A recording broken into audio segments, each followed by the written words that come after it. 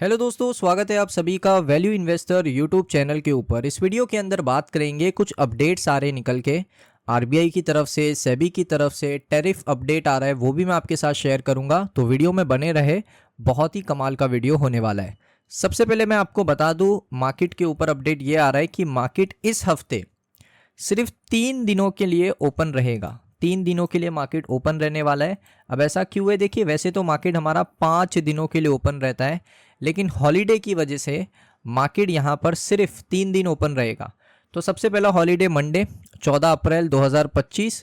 Monday को दोस्तों यहाँ पर मार्केट बंद रहेगा because of doctor Baba Saheb Ambedkar जयंती आने वाली है, तो इस वजह से यहाँ पर मार्केट क्लोज रहेगा। उसके बाद फ्राइडे 18 अप्रैल को मार्केट क्लोज रहेगा बिकॉज ऑफ गुड फ्राइडे। सो ये 2 दिन मार्केट क्लोज रहेगा। तो मार्केट ओपन कब रहेगा? ट्यूसडे, वेडनेसडे और थर्सडे, ये 3 दिन मार्केट ओपन रहेगा। मंडे और फ्राइडे को मार्केट क्लोज रहेगा। मंडे को डॉक्टर बाबा साहेब अम्बेडकर जयंती और फ्राइडे को गुड फ्राइडे है, इस वजह से तो ये 2 दिन मार्केट क्लोज रहेगा, बाकी 3 दिन मार्केट ओपन रहेगा। ये पहला अपडेट मैंने आपको बता दिया। उसके बाद यहाँ पर दूसरा अपडेट की तरफ चलते हैं।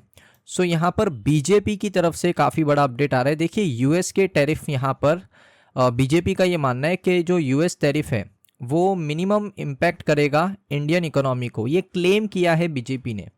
इसके आगे क्वेश्चन मार्क यहाँ पर हमेशा रहेगा।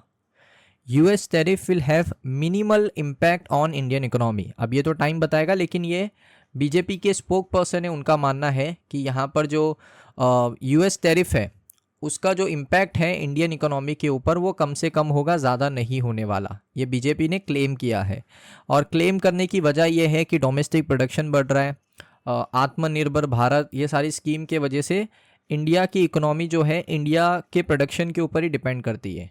तो ये दोस्तों यहाँ पर उनका एक मानने का है। अब देखते हैं आगे चल के कितना इम्पैक्ट होता है कितना नहीं, बट ये अपडेट आ रहा है कि बीजेपी ने क्लेम कर लिया है कि बहुत ही कम यहाँ पर इंडियन इकोनॉमी के ऊपर उसका इम्पैक्ट आएगा, यानी यूएस टैरिफ का इम्पैक्ट आएगा। ये दोस्तों दूसरा अपडेट।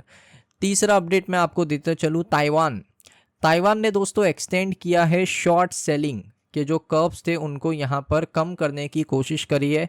जैसे हमारे यहाँ पर सेबी होता है, सेबी यहाँ पर कोशिश करता है कि शॉर्ट सेलिंग ना हो, एक क्राइम है शॉर्ट सेलिंग करना। तो वैसे ही दोस्तों ताइवान का जो फाइनेंशियल रेगुलेटर है उसने एक्सटेंड करा है शॉर्ट सेलिंग के रेस्ट्रिक्शंस को 1 हफ्ते और के लिए, क्योंकि देखिए यहाँ पर मार्केट को स्टेबल करना भी ज़रूरी है, क्योंकि जब से यूएस टैरिफ का अनाउंसमेंट आया है इस वजह से वॉलेटिलिटी है मार्केट के अंदर। तो रेगुलेटरी का ये मानना है कि अगर हमें यहाँ पर थोड़ा सा मार्केट को इंटरेस्ट बनाए रखना है, मार्केट के अंदर इन्वेस्टर का कॉन्फिडेंस रिस्टोर करना है, तो हमें यहाँ पर जो शॉर्ट सेलिंग है उसको थोड़ा एक्सटेंड करना पड़ेगा 1 हफ्ते के लिए। तो ये दोस्तों ताइवान के जो मार्केट रेगुलेटर है उन्होंने ये फैसला किया है। अब देखते हैं ये फैसला उनके हित में जाता है या उनके खिलाफ जाता है। उसके बाद यहाँ पर बात करेंगे आरबीआई के ऊपर। तो आरबीआई अब अलाउ करेगा बैंक्स को और एनबीएफसी को कि वो लोग अपना जो बैड लोन है उसको ऑफलेट कर सकते हैं इन्वेस्टर्स को डायरेक्टली। अब देखिए बहुत ही सिंपल सा स्कीम है।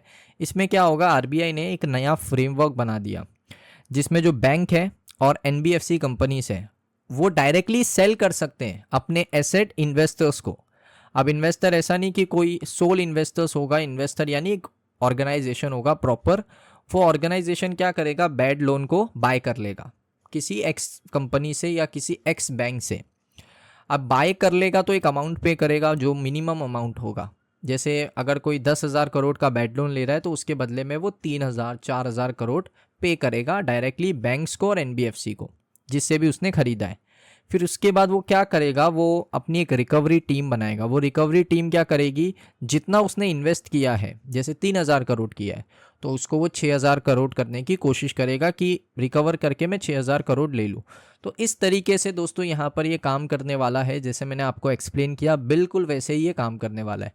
सो ये अभी अलाउ हो चुका है, आरबीआई ने अलाउ कर दिया है कि भाई आप अपना बैड लोन बेच सकते हो कोई भी कंपनी को, और वो कंपनी फिर जो भी बैड लोन का आप कह सकते हो रिकवरी है वो जैसे चाहे वैसे कर सकती है।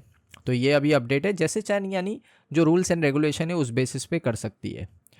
उसके बाद यहाँ पर आप देख सकते हो सेबी की तरफ से अपडेट है। सेबी के जो चीफ हैं तुहिन कंता पांडे, इन्होंने कहा कि इंडियन मार्केट्स बहुत ही सेफ हैं, स्ट्रॉन्ग है और फंडामेंटली इंटैक्ट है। तो ये बिल्कुल सही बात है। हमारा मार्केट अगर आप देखोगे सेफ भी है, बहुत ही मजबूत है, और फंडामेंटल मार्केट के हमारे बहुत ही इंटैक्ट है। इसका मतलब है बहुत ही मजबूत है।